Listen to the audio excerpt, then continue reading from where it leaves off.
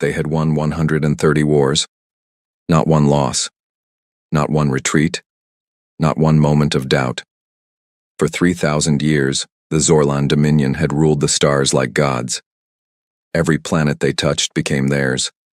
Every species they met either bowed or burned. Their warships were bigger than moons. Their soldiers never felt fear, because they had never needed to. And now, they had found a new target, a small blue planet, far out on the edge of known space. A quiet system, no defenses, no warnings, no history in their records. The scouts who found it laughed when they saw the creatures living there. Humans. Soft skin. Weak bones. No claws, no scales, no armor. They still burned coal for power. Their strongest weapons were made of metal and fire, nothing more. To the Zorlan Dominion, Earth was not a threat. It was a joke.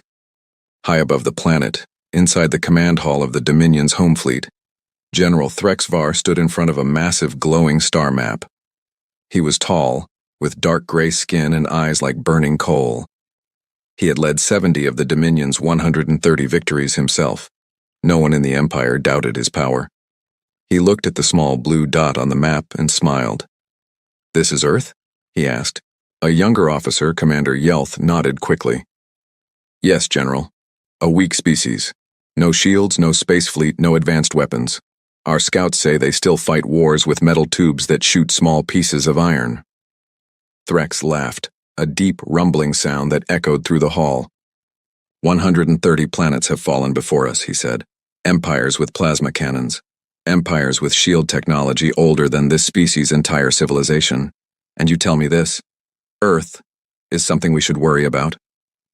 No, General, not at all. Good. Threx turned back to the star map. Then we will not waste our fleet on them. We do not need an army to crush an insect. We only need one boot. The hall went quiet.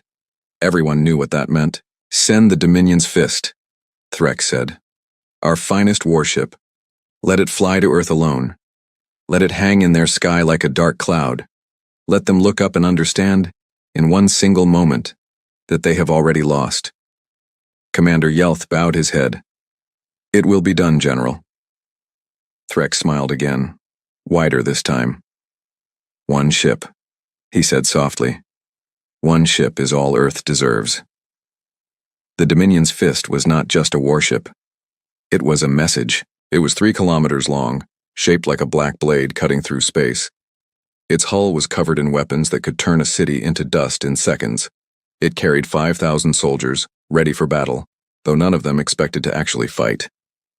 This was not a war mission. This was a warning mission. Captain Drensol commanded the ship. He was young for a captain, only 40 years old in Zorlan years, but he had earned his place through skill and loyalty. He stood on the bridge, watching the stars blur past as the ship moved faster than light itself. Captain, said his second-in-command, a female officer named Riss, we are close to the target system. Good, Dren said. Let's give these humans something to remember. The crew laughed. Some of them had never even heard of Earth before this mission. To them it was just another name on a long list of planets that would soon belong to the Dominion. The ship slipped out of hyperspace with a soft flash of light. And there it was. Earth. Blue oceans. White clouds. Green land. Spread out like a painting. From orbit it looked peaceful. Almost beautiful. Almost innocent. Sensors show low technology, Riss reported, reading from her screen. No orbital defenses. No satellites capable of detecting our ship. They don't even know we're here. Dren nodded slowly, watching the planet turn beneath them. Then let's make sure they know, he said. Down on Earth, in a quiet control room somewhere in the mountains, a night shift worker noticed something strange on his radar screen. A small, unexplained shadow far above the planet, moving in a way no known satellite or aircraft could move. He blinked at the screen, rubbed his eyes and looked again. It was gone. Just a glitch, he muttered to himself and went back to his coffee. He had no idea that 30 seconds earlier, a warship the size of a small city had appeared directly above his country, watching, waiting, and preparing to send a message that would announce Earth's doom. He had no idea that in the sky above him, on the bridge of a warship built by an empire that had never lost, a young captain was smiling at the sight of his new prize. "Open a channel," Dren ordered. "Broadcast on every frequency this planet can pick up. Let them hear us before they see us." "Channel open, Captain," Riss said. Dren stepped forward, his voice calm and confident, the voice of a man who had never once imagined losing. "People of Earth," he began, his words translated instantly into every human language by the ship's systems. "I am Captain Dren Sol of the Zorlan Dominion. Look to your skies. You will see nothing, because our technology is far beyond anything your eyes or your instruments can detect. But know this, when we are here, on Earth, in offices, in homes, in military bases across the world, radios and televisions suddenly crackled with the same strange voice, speaking in every language at once. People stopped what they were doing. Parents grabbed their children. Soldiers ran to their stations. Presidents and prime ministers were pulled out of meetings and told the impossible news. Something was speaking from the sky. This is not a request," Dren continued. "This is not a negotiation. Your planet has been chosen for conquest by the Zorlan Dominion, an empire that has never lost a single war in 3,000 years. We have defeated 130 civilizations far stronger than yours. You have no chance. You have no defense. You have no hope." He paused, letting the silence stretch, enjoying the fear he imagined spreading across the planet below. "We give you this one chance. Surrender now and your species will be allowed to live as servants of the Dominion. Resist, and we will erase every city, every nation, every trace that your civilization ever existed. You have 60 seconds to respond." He closed the channel and folded his arms, looking down at the blue planet with cold satisfaction. 60 seconds, he said to Riss. "Let's see if they even understand what we just said." On Earth, chaos exploded in an instant. Government leaders across the world scrambled to speak to each other. Military commanders ordered every base onto high alert, even though no one knew what they were supposed to prepare for. News channels broke into every program with the same shaking question on their screens. Is this real? Is this a hoax? Is this the end? In one underground command center, a group of exhausted scientists and generals stared at their screens, watching the countdown that the alien ship had somehow placed directly onto every device on the planet. 60, 59, 58. "There's nothing we can do," one general said quietly. "We don't even know where they are." A scientist beside him shook her head, refusing to give up. "There has to be something. Radar, satellites, anything." "There's nothing," the general repeated. "We are blind, we are helpless, all we can do is wait." The countdown continued. 45, 44, 43. Around the world, people stepped outside their homes and looked up at the sky, searching for something, anything that might explain the voice they had all heard. But the sky looked the same as it always had. Calm, blue, empty. No one could see the Dominion's fist hanging silently above them, its weapons charging, its crew watching, its captain smiling. 30, 29, 28. On the bridge of the warship, Captain Dren leaned back in his chair, completely relaxed. "They will not surrender in time," he told Riss. "They don't even understand the size of the fear they should feel." "Should we prepare for bombardment, Captain?" "Yes," Dren said. "Let's show them exactly what 130 victories look like."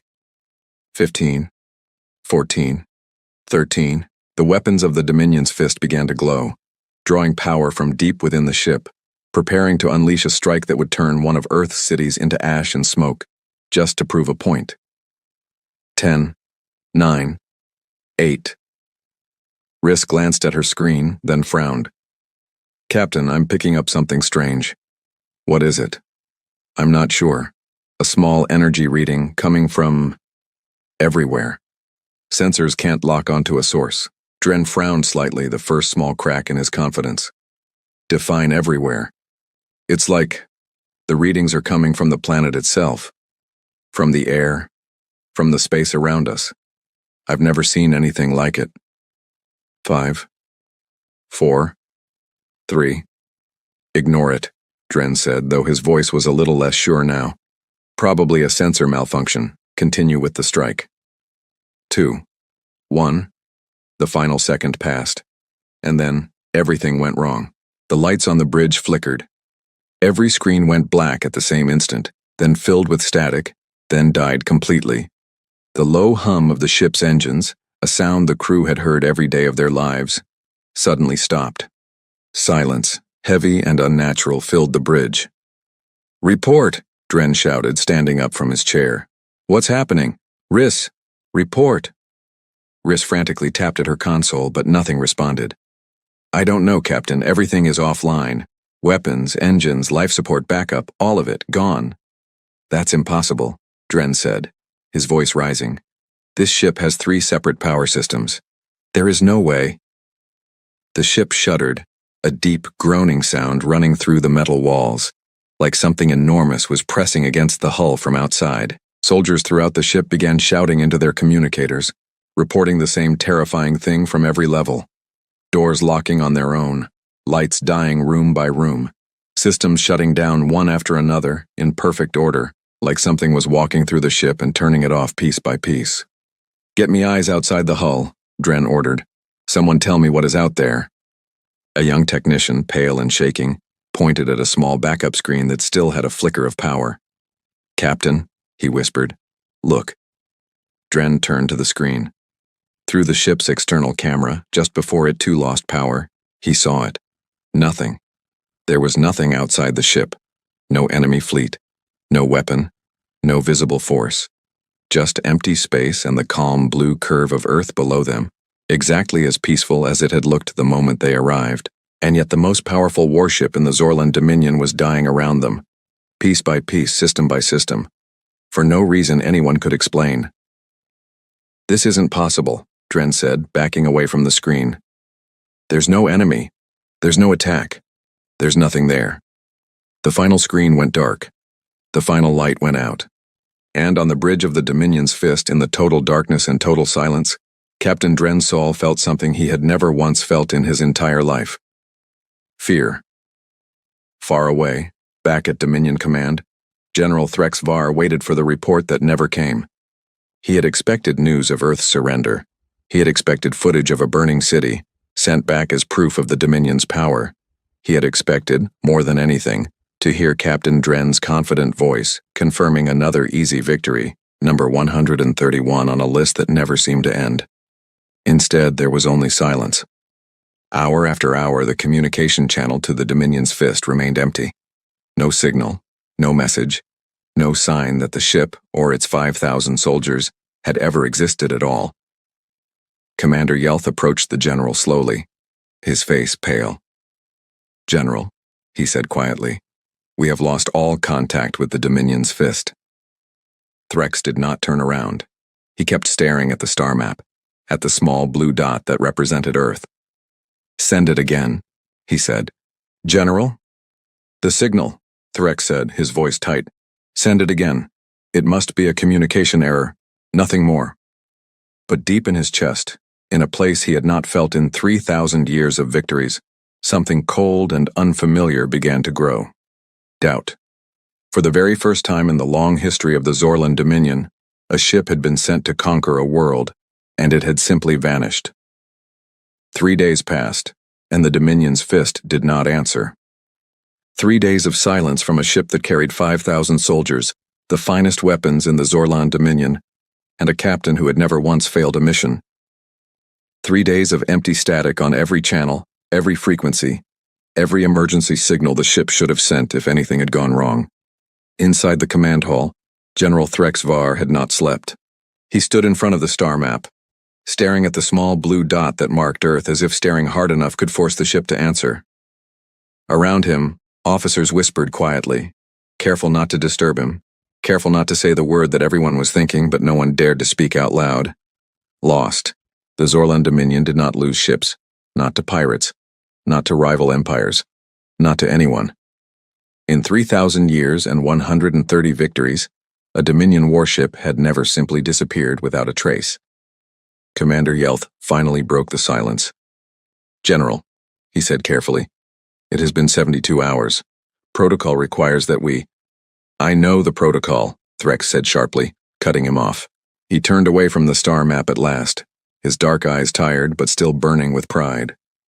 pride that refused to admit fear, even now. There is a simple explanation, Threx said. The ship's communication array has failed. A storm, a technical fault, something small and unimportant. The Dominion's fist is the finest warship we have ever built. It cannot simply vanish. Yelth said nothing, though his face showed that he did not fully believe it either. Send a scout ship, Threx ordered. Small, fast, quiet. Have it fly to Earth, confirm the fist is simply experiencing a technical delay, and report back immediately. This will be over within a day. Yes, General. As Yelth turned to leave, Threx called after him one more time. Yelth. Yes, General. Choose a careful captain, Threx said quietly. Someone who will not do anything foolish. It was the closest thing to an admission of worry that the great General Threx Var had ever shown in his long life. The scout ship was called the Silent Arrow, a small and fast vessel built for quick missions, not for battle.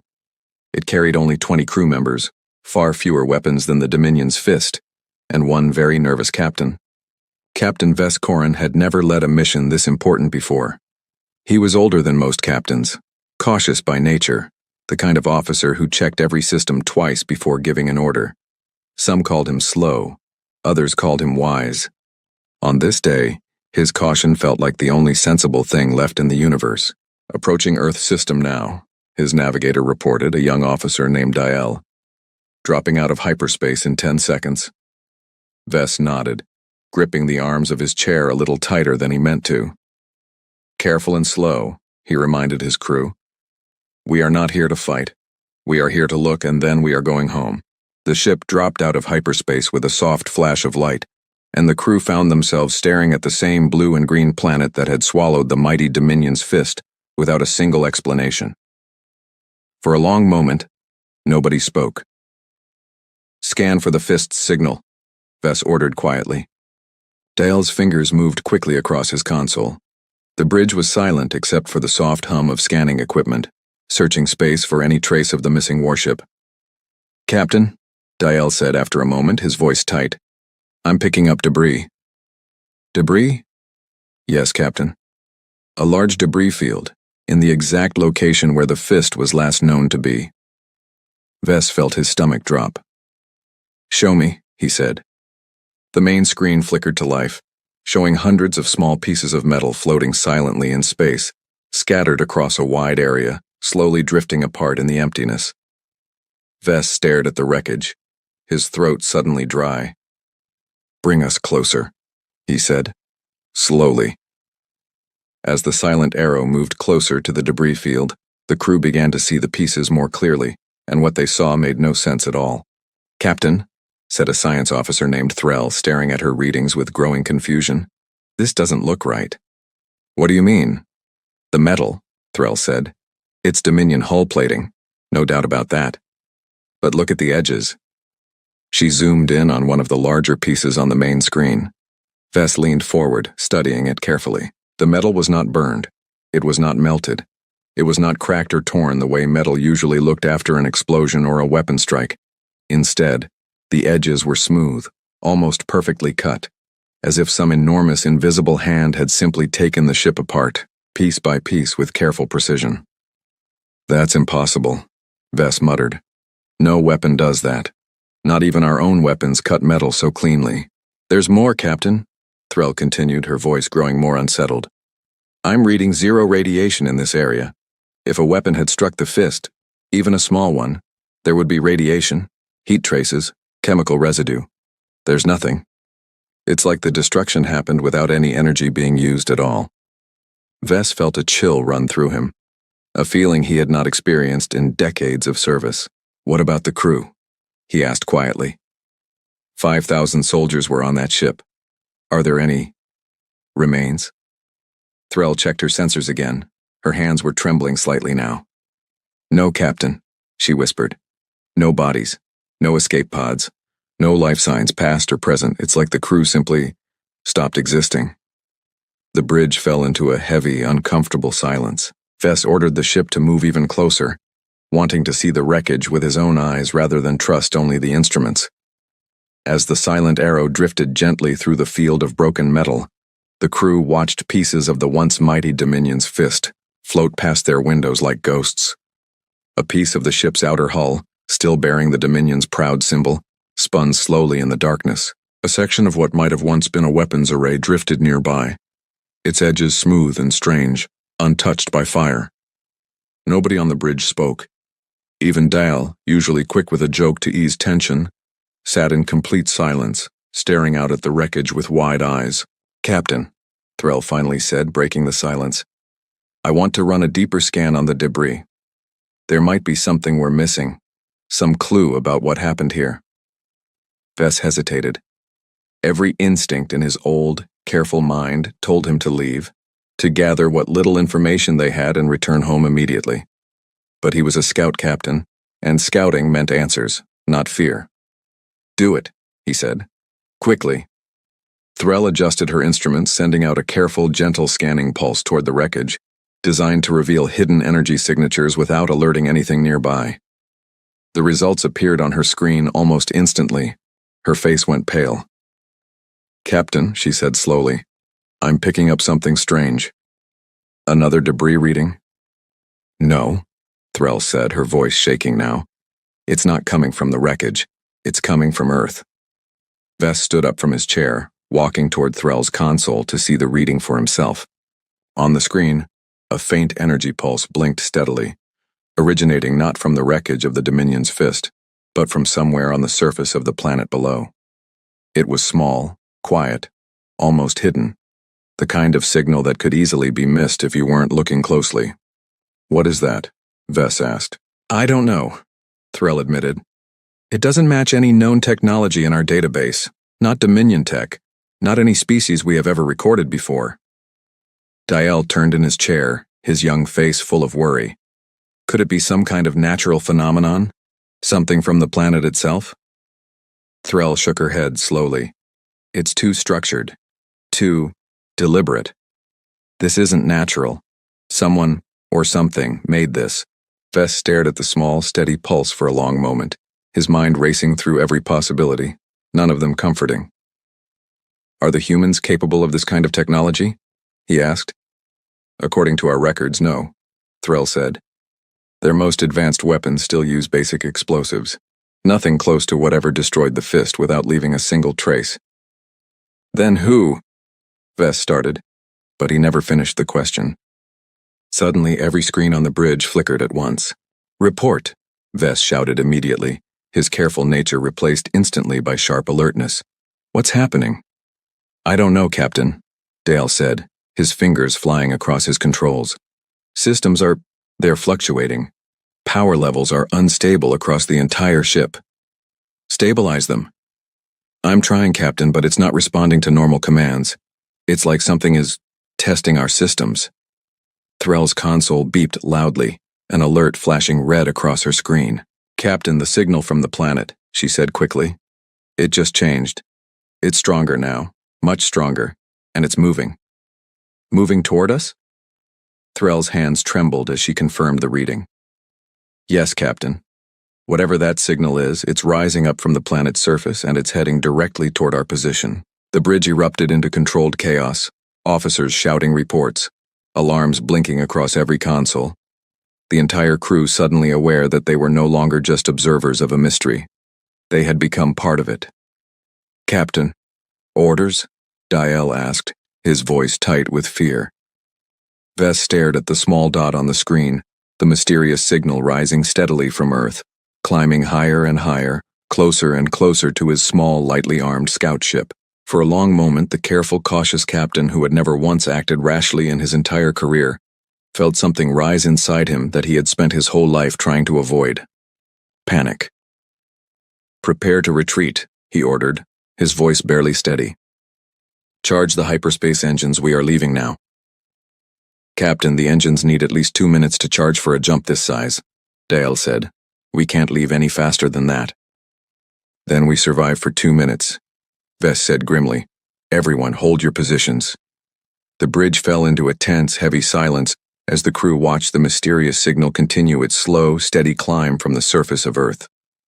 Threll kept her eyes locked on her console, calling out updates in a shaking voice. 50,000 kilometers in closing. 40,000? 30,000. Fess gripped the arms of his chair, his knuckles pale, his eyes fixed on the main screen, though there was still nothing visible outside the ship except empty space and the calm, distant curve of the blue planet below. 20,000 kilometers, Threll said, her voice barely above a whisper. Engine status? Vess demanded. 1 minute remaining until jump is ready, Diel replied. 10,000 kilometers, Threll said. The entire crew held their breath, staring at empty space outside the windows, waiting for something, anything to appear. But there was nothing. No ship, no weapon, no visible enemy of any kind. Just the same calm emptiness that had surrounded the Dominion's fist in its final moments. 5,000 kilometers, Threll whispered. 30 seconds until jump, Dale said, his voice cracking slightly. Fess closed his eyes for just a moment, thinking of his family back home, wondering if this careful, quiet life he had built for himself was about to end in a place no Zorlan had ever understood. 1,000 kilometers, Threll said, so quietly it was almost lost in the silence of the bridge. 10 seconds, Diel said. The signal on the screen was almost on top of them now, close enough that even the most basic sensors should have shown something, anything, some shape or shadow in the darkness outside. There was nothing. 5 seconds, Diel said. 4, 3, 2, jump, Vess shouted. The silent arrow vanished in a flash of light, leaving nothing behind but empty space, drifting wreckage, and a small, mysterious signal that continued to pulse quietly, patiently, as if it had never truly been chasing them at all. As if it had simply been curious, the silent arrow arrived back at Dominion territory badly shaken, its crew pale and silent, its captain older-looking than he had been just 2 days before. Vess delivered his report to General Threx personally, standing in the same command hall where the general had once spoken so confidently about crushing a weak planet with a single ship. There is no battle damage, Vess told the general, his voice steady despite everything he had witnessed. There is no wreckage pattern consistent with any known weapon. The Dominion's fist was not destroyed, General. It was taken apart, carefully, precisely, and whatever did it left behind no trace of how or why. Threx listened in silence, his proud face unreadable, though his eyes had lost some of the fire they once held. And the signal? He asked finally. The one that approached your ship? Unknown, General, Vess admitted. It matched no technology in our records. It rose from the planet's surface and approached us with clear intention, then simply stopped once we jumped away, as if it had only wanted to see what we would do. A heavy silence filled the command hall. Commander Yelth, standing nearby, finally spoke the question that everyone was thinking, but afraid to ask out loud. General, he said carefully, what if the humans were never as weak as our records suggested? What if we have been wrong about this planet from the very beginning? Threx turned back to the star map, staring once again at the small blue dot that had already claimed one of his finest warships and terrified one of his most careful captains. For the first time in 3,000 years of unbroken victories, General Threx Var felt truly, deeply uncertain. Prepare 3 more warships, he said quietly. This time we do not send one ship to send a message. This time we send enough power to end this mystery once and for all. He paused, staring at the blue dot a moment longer, before adding one final quiet command. And find out everything we can about this planet, he said. Everything. Before we send another soldier to die not knowing what they are truly facing. Behind him, Commander Yelth nodded slowly, but as he turned to carry out the order, he could not shake the same cold feeling that had settled over Captain Vess Corin and every member of the Silent Arrow's crew. Somewhere on that quiet, peaceful-looking planet, something was watching them, and it was patient enough to wait. 3 warships left the Dominion shipyards within the week. They were called the Iron Judgment, the Ash Reaper, and the Storm Crown, each one nearly as powerful as the Lost Dominion's fist, each one carrying thousands of soldiers and enough weapons to level a continent. General Threx Var had chosen them personally, along with 3 of his most trusted captains, veterans of dozens of victories across the stars. This time, there would be no arrogance. Or so Threx told himself. He stood once again in the command hall, watching the star map as the three ships prepared for their jump toward Earth. Commander Yelth stood beside him, his face tight with the same quiet worry that had followed him since the Silent Arrow's terrifying report. "3 ships, General," Yelth said. "Combined, they carry more firepower than we used to conquer the 4th Vondrai colony, a planet with shields strong enough to stop a moon." "I remember," Threx said quietly. "Is it enough?" Threx did not answer right away. His eyes stayed fixed on the small blue dot on the map, the same dot that had already swallowed one warship without leaving a single clue behind. "It has to be," he said finally. "We cannot show weakness. Not now. Too many eyes across the Empire are already asking questions about the Fist. If word spreads that the Dominion lost a warship to a primitive species and did nothing in response, other worlds may start to believe we can be defeated." Yelth nodded slowly, though the worry never left his face. "Send them," Threx ordered. "Together this time. Not 1 ship testing the waters, but 3 ships arriving as one unstoppable force. Let Earth understand there is no escaping the Dominion's judgment." The 3 warships dropped out of hyperspace together, arranged in a tight defensive formation above Earth, their combined shadow falling across a portion of the planet's surface like a dark stain spreading across the sky. On the bridge of the Iron Judgment, the lead ship of the formation, Captain Bryn Calsor, watched the blue planet below with sharp, careful eyes. He was older than Captain Dren had been, more experienced, and far less willing to underestimate an enemy after hearing the reports from the Silent Arrow. "Formation holding steady," reported his second-in-command. "Ash Reaper and Stormcrown are in position, shields at full strength." "Good," Bryn said. "Keep shields active at all times. No exceptions, no matter how calm this looks." "Understood, Captain." Bryn studied the wreckage field still drifting silently nearby, the broken remains of the once mighty Dominion's Fist floating like a graveyard in the darkness. He had seen the reports, the strange smooth edges of the destroyed metal, the complete absence of any weapon signature. He did not intend to make the same mistake as his predecessor. "Scan everything," he ordered. "Every inch of that planet's surface. I want to know what we're dealing with before we make a single move." For nearly an hour, the 3 ships remained still, running deep scans of Earth's surface, searching for any hint of the mysterious force that had destroyed the Dominion's Fist without warning. The results came back frustratingly ordinary. Cities, roads, farms, oceans. A species going about its daily life with no visible sign of the terrifying power that had erased an entire warship days earlier. "Nothing unusual, Captain," his officer reported. "Their technology remains primitive. No orbital weapons, no shield generators, no signs of anything capable of destroying a ship like the Fist."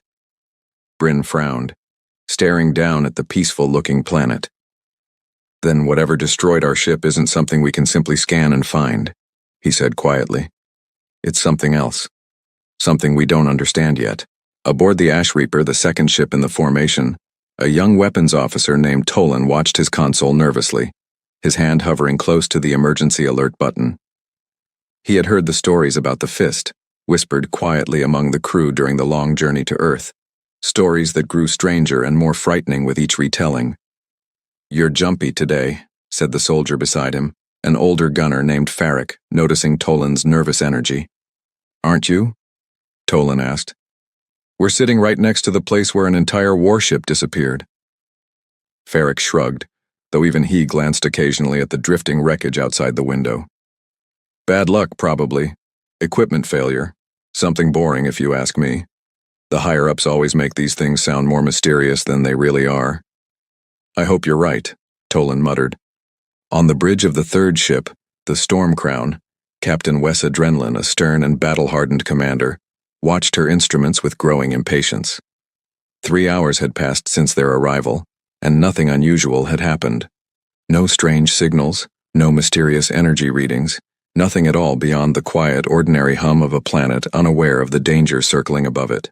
"Captain Calsor," she said over the comm channel, addressing the lead ship. "We've been sitting here for hours doing nothing but scanning empty fields and farmland. I suggest we begin our approach and demonstrate the Dominion's strength, exactly as General Threx ordered." There was a pause before Bryn's voice answered. "Patience, Captain Drenlin. We are not repeating the mistake of the Fist. We move carefully, or we don't move at all. Wessa's jaw tightened, but she held her tongue. Bryn outranked her, and questioning his caution in front of the crew would do nothing but weaken morale further. Understood, she said simply, though privately, she thought his caution was beginning to look a great deal like fear. It happened exactly at the 4th hour, the precise moment when the crews of all 3 ships had finally begun to relax, convinced that perhaps the stories of the Fist had been exaggerated after all. On the Iron Judgment's bridge, every screen flickered at once. "Report!" Captain Bryn shouted immediately, his relaxed posture vanishing in an instant. "Systems fluctuating across the entire ship," his officer called back. "Same pattern as the reports from the Silent Arrow." "Shields?" "Holding, Captain, but power levels are dropping rapidly." On the Ash Reaper, Toland's worst fears came true in an instant, as every light on the bridge dimmed simultaneously, plunging the ship into a strange flickering half-darkness. "What's happening?" Farrick shouted, gripping his console tightly. "I don't know," Toland cried, his hands shaking as he tried desperately to stabilize the failing systems. "It's like something is draining our power directly, but there's no attack, no visible enemy, nothing." On the Storm Crown, Captain Wessa's confidence shattered in an instant as her own bridge began experiencing the exact same terrifying failures. "All ships, report status immediately," she shouted into the comm channel, but only silence answered her. The channel that had connected all 3 ships together, allowing them to coordinate as a single unstoppable force, had gone completely dead. Aboard the Iron Judgment, Captain Bryn watched in horror as his final working screen showed a rapidly fading image of the Ash Reaper floating nearby, its lights going dark one section at a time, as if some invisible hand were slowly, methodically switching the entire ship off. "Get me a channel to the Reaper now," he ordered. "Trying, Captain, but there's no response. Their communication systems are completely offline." Bryn turned to look at the Storm Crown on his other monitor, and watched the exact same horrifying process beginning there as well. Lights dimming, systems failing, the great warship going dark and silent exactly like the Dominion's Fist had 4 days earlier. "This can't be happening," Bryn whispered, backing away from his console. 3 ships, and it's happening to all of them at the exact same moment." "Captain, our own systems," his officer began, but he never finished the sentence. The final light on the Iron Judgment's bridge went dark, and the deep, comforting hum of the ship's engines fell completely silent, leaving nothing behind but cold, empty blackness and the terrified breathing of a crew who finally understood, in their last moments of awareness, exactly what fear truly felt like.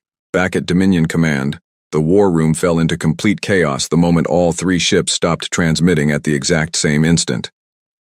"Confirm the loss immediately," Commander Yelth shouted, his usual calm composure completely gone. 3 ships, General. 3 ships lost at the same second, just like before." General Threx stood frozen in front of the star map, staring at 3 small lights that had blinked out simultaneously, exactly the same way the Dominion's Fist had vanished days before. "This is not possible," he said quietly, though his voice lacked the confidence it once carried. "No weapon strikes 3 separate ships at the exact same moment without any warning, without any visible attack, without any trace." Around the war room, officers who had once boasted proudly about the Dominion's unbroken record of victories now spoke in hushed, frightened whispers, glancing nervously at each other, silently asking the same terrifying question. What if we cannot win this war at all? For the first time in 3,000 years, pride was beginning to give way to something far more dangerous. Fear. In a quiet corner of the war room, largely ignored by the panicked officers around her, an elderly Zorlan scientist named Orvena sat alone at an old, dusty data terminal, one that most of the younger staff had forgotten even existed. Orvena had served the Dominion for over 200 years, longer than almost anyone else in the building, and she remembered things that most of the current generation had never bothered to learn. While the young officers argued and shouted, she quietly searched through ancient archives, old survey records collected long before Earth had ever appeared on the Dominion's official list of targets. After nearly an hour of careful searching, she found something. A single forgotten file, buried deep within old scouting records from over 500 years earlier, marked with a warning label so old and faded that it had clearly been ignored, or perhaps simply forgotten, for centuries. Her hands trembled slightly as she read the file, and slowly, quietly, she rose from her seat and walked toward General Threx, who was still standing motionless in front of the star map. "General," she said softly, "I believe you should see this." Threx turned, mildly annoyed at the interruption, until he saw the pale, unsettled expression on the old scientist's face. "What is it, Orvena?" 500 years ago, she said, one of our earliest scouting expeditions passed near this exact system. They noted something strange about the third planet, this same planet you have sent 3 warships to conquer. The scouts recorded unusual energy patterns rising from the surface, patterns they could not identify or explain. They recommended quite strongly that this planet be marked as unknown risk and left completely alone. Threx frowned, taking the datapad from her trembling hands, reading the ancient faded words for himself. Why was this ignored? He demanded. The recommendation was filed, then forgotten, Orvena said quietly. 500 years is a long time, General. Records get buried under newer conquests, newer victories, newer priorities. No one remembered to check this file when Earth was rediscovered recently. No one thought to ask why an ancient warning had been left in our archives. Threx stared down at the old datapad for a long, heavy moment, his proud face slowly draining of color as he read the final line of the ancient report. A single unsettling sentence written by a scout captain who had died centuries before any of them had been born. Whatever lives on this planet, we did not defeat it.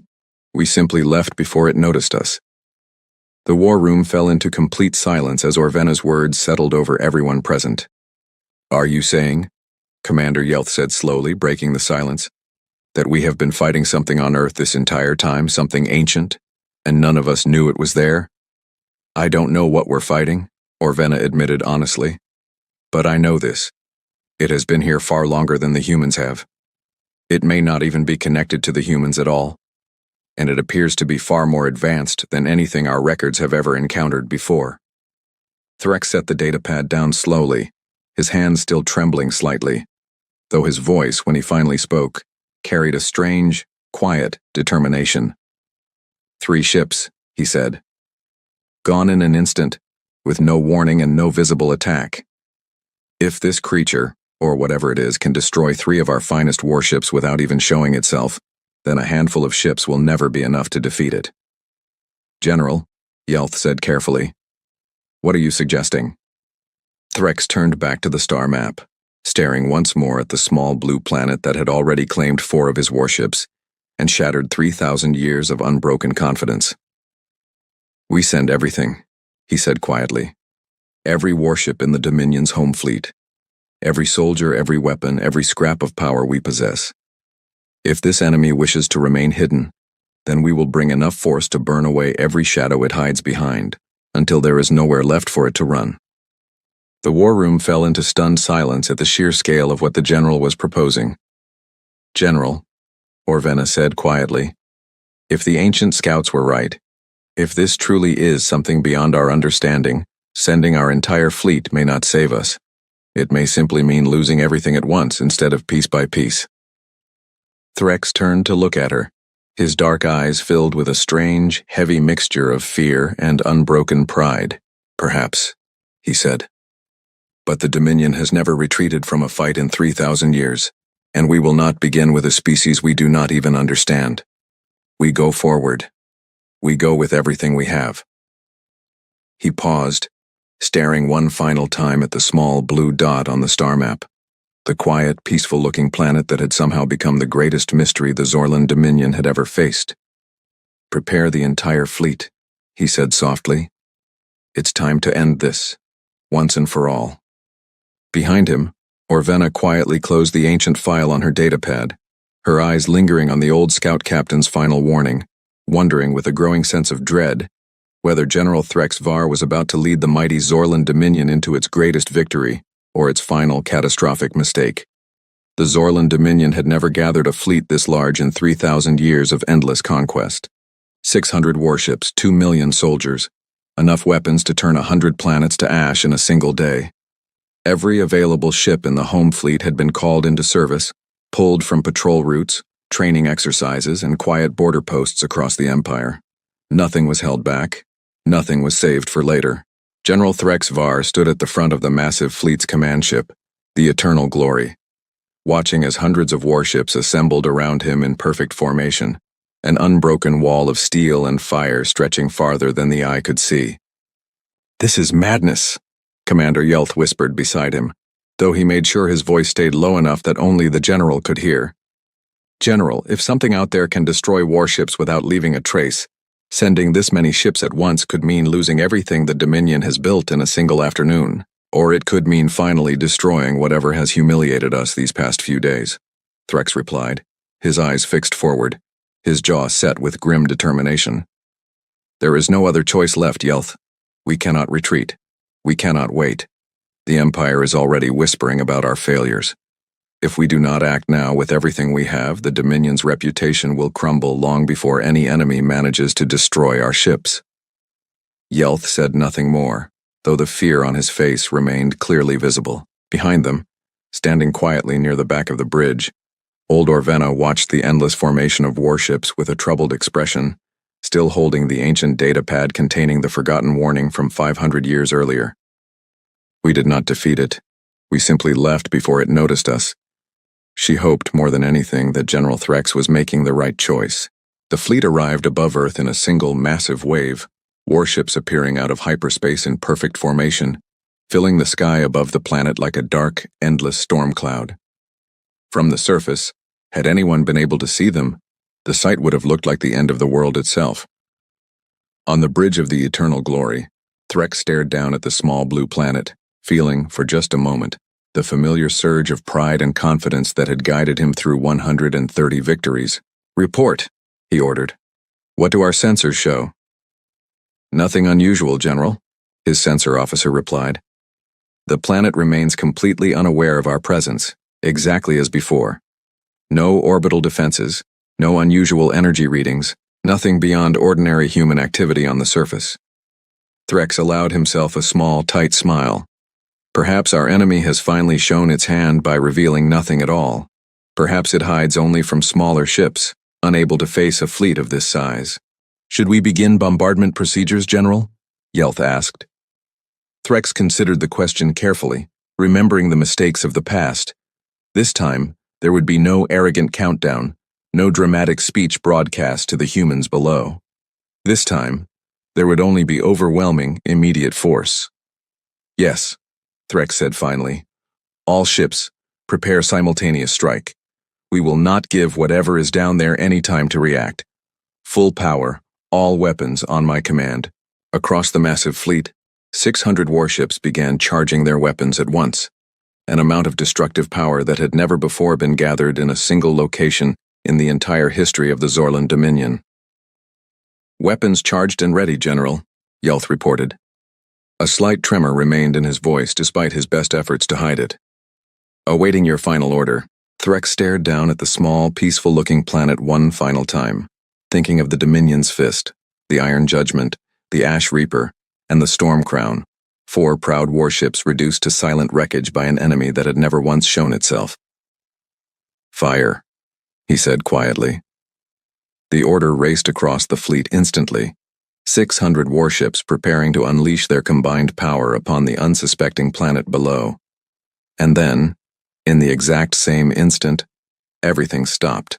Every screen on the Eternal Glory's bridge went black simultaneously, the same way they had on the Dominion's Fist, the Iron Judgment, the Ash Reaper, and the Storm Crown. But this time, it was not one ship losing power. It was not 3 ships losing power. It was all 600 at the exact same moment. "General!" Yelth shouted, his composure completely shattered as alarms blared uselessly across the dying bridge. "All ships are losing power, every single ship in the fleet simultaneously." "That's impossible," Threx roared, though even as he said the words he could feel the truth of it settling over him like a physical weight. No force in the universe can strike 600 ships at the exact same instant. Outside the windows of the Eternal Glory, the crew watched in stunned horror as the lights of 599 other warships began winking out across the sky, one after another, in perfect, terrifying unison, like an enormous, invisible hand simply flipping a switch across the entire fleet. Weapons offline, a terrified officer reported. Engines offline, shields offline, communication offline. General, we have nothing left, nothing at all. Orvena, standing quietly near the back of the bridge, closed her eyes, the ancient warning from 500 years ago finally making a terrible, complete sense. It was never about the size of the fleet, she thought. It was never about weapons, or numbers, or courage. Whatever waits on that planet does not fight the way we fight. It does not need to. For a long, terrifying moment, the entire Dominion fleet drifted in silence above Earth, powerless, blind, and completely at the mercy of whatever force had just disabled 600 of the Empire's finest warships without firing a single visible shot. Then, slowly, impossibly, the lights on the Eternal Glories bridge flickered back to life. Systems are returning. The sensor officer called out, disbelief clear in his voice. Power levels stabilizing. Weapons, engines, everything is coming back online. Threx stared at his restored console in stunned confusion. Why? He demanded. Why would it disable us and then simply give our power back? Before anyone could answer, a single new signal appeared on every screen throughout the entire fleet at once.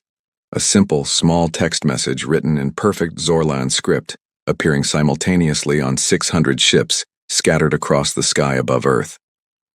Threx leaned forward, reading the message with growing disbelief. We know why you came. We have known since your first ship arrived. You may return home now, or you may stay and see what happens next. The choice, unlike your last visit to this galaxy, will truly be yours.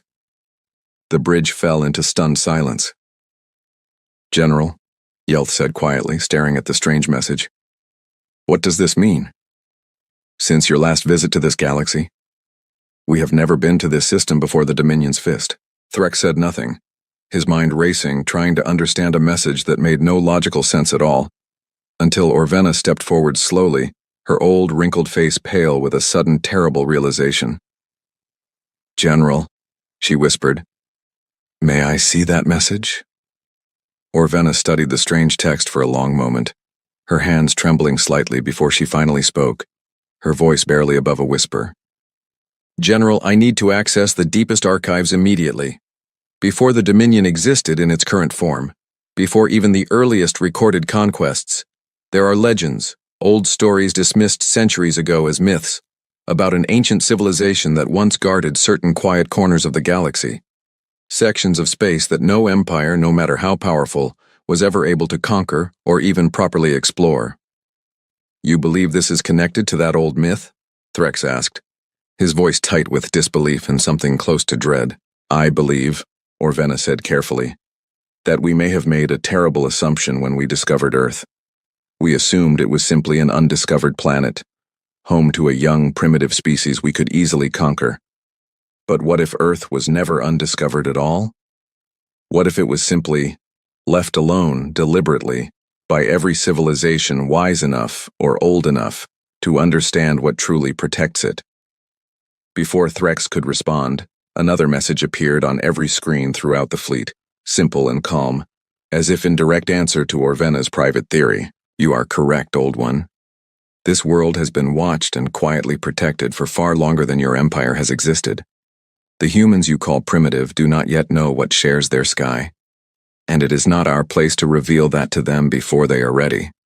But you, Zorlan Dominion, arrived with weapons raised and threats broadcast to every corner of this world. That we could not allow to continue. The bridge remained utterly silent as every officer present read the impossible message, their proud empire's entire fleet suddenly feeling smaller and weaker than it ever had in 3,000 years of unbroken victories. Threx stood frozen, staring at the message, his mind struggling to accept a truth his pride had refused to consider even once during this entire crisis. They had never been fighting a rival empire.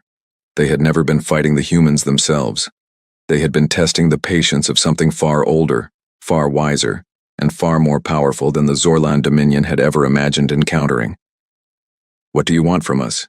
Threx finally asked aloud, his voice carrying clearly across the bridge's still functioning communication systems, though he had no way of knowing whether the mysterious force could even hear him. A long pause followed, stretching on for nearly a full minute before a final message appeared, simpler and more direct than any before it. We want you to leave, and to remember. Tell your empire what happened here today. Tell them that this small, quiet planet and the space around it will remain protected regardless of how many ships you send, or how much pride you are willing to lose in the attempt. You may return home with your fleet intact today. That mercy will not be offered a second time. The message faded from every screen at once, leaving behind only silence and the quiet, distant hum of 600 restored engines, ready to carry the humiliated fleet back to Dominion territory. Threx stood motionless for a long moment, staring at the empty screen, the weight of an impossible decision settling heavily upon his shoulders.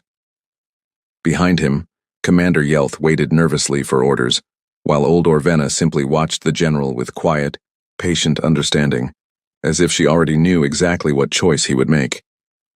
"General," Yelth finally said softly. "Orders?" Threx closed his eyes briefly, 3,000 years of pride warring silently against the plain, undeniable truth of what he had witnessed today. "Take us home," he said quietly. "All ships, retreat immediately. Full fleet withdrawal." No one on the bridge argued. No one even hesitated. As the massive Dominion fleet prepared for its humiliating retreat, one final, brief message appeared on the main screen of the Eternal Glory, addressed directly and personally to General Threx Var himself, separate from the earlier broadcast sent to the entire fleet. 130 victories is an impressive number, General. But numbers mean very little against those who have learned patience over a length of time your empire cannot yet imagine. Perhaps in the space between today and your next attempt at conquest, you might consider a wiser path than force. Earth will still be here. So will we. Threx read the message twice, then quietly deleted it from the ship's records, unwilling to let anyone else witness the small, humbling words meant only for him. As the fleet began its long journey back toward Dominion territory, Threx remained standing at the front of the bridge, staring silently out at the blue and green planet shrinking slowly behind them. A planet that had, in the span of a single week, shattered 3,000 years of unbroken confidence without ever revealing so much as a single soldier, weapon, or warship of its own. "General," Orvena said quietly, approaching him one final time as the Eternal Glory prepared to jump into hyperspace. "What will you tell the Dominion Council when we return?" Threx considered the question for a long moment before answering, his voice quiet and strangely calm for a man who had just witnessed the greatest defeat of his long-celebrated career. "The truth," he said simply, "that some victories are never meant to be won, and that pride, however well earned across 130 conquests, means absolutely nothing against patience old enough to remember when our entire empire did not yet exist." Far below, on the quiet, unsuspecting surface of Earth, life continued exactly as it always had. Children walked to school, farmers tended their fields, cities buzzed with ordinary daily noise, completely unaware that 600 alien warships, carrying 2 million soldiers and enough weapons to end their entire civilization, had just retreated silently back into the depths of space, defeated without a single human ever raising a weapon in their own defense. In a quiet, remote corner of the world, hidden from every satellite, every radar system, and every curious human eye, something ancient and patient settled back into its long, quiet watch, exactly as it had for longer than any human civilization had existed. It had not needed to reveal itself. It had not needed to explain itself to the humans it protected. It had simply done what it had always done, quietly and effectively, ensuring that this small, peaceful planet remained undisturbed for just a little while longer. Far across the galaxy, within the Dominion's Grand Council chambers, General Threx Var stood before the Empire's most powerful leaders, delivering a report unlike any he had ever given before, a report that would echo through Dominion history for generations to come.